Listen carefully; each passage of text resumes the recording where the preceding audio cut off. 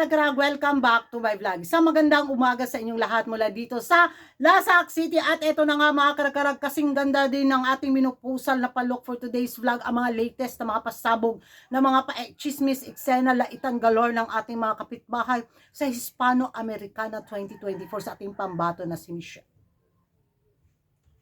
Makapost jug ko sa'yo. Diba? Tabi-tabi na nga mga kandidata sa Hispano-Americana na kung saan ako agaw pansin daw yung height ng ating pambato na si Michelle.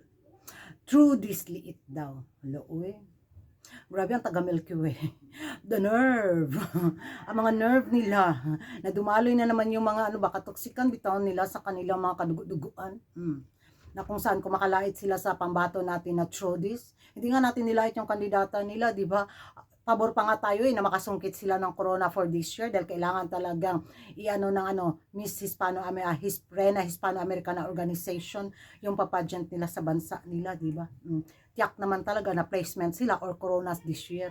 So ibigay na natin sa kanila. Pero kung laitin nila yung pambato natin na si Michelle dahil through this, at nung sa isang interview na kung saan na nag-struggle Israel din si Michelle bitaw sa kanyang pagsalita bitaw ng kanang Latina,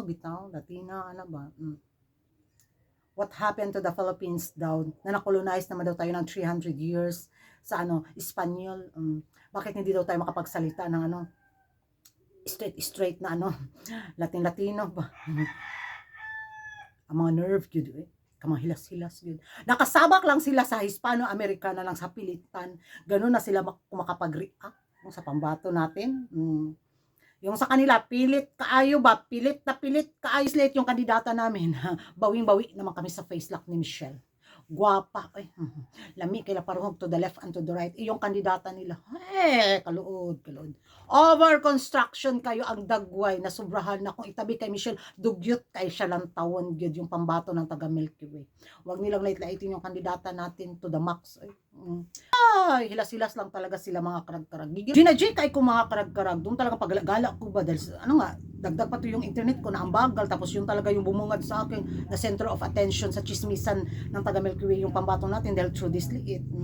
Kinarma na daw ang pins dahil tudulait din tayo sa mga kandidata nila mga Trodis. Ngayon daw nakapagdala din daw tayo sa mga international pageant na mga Trodis liit na mga kandidata.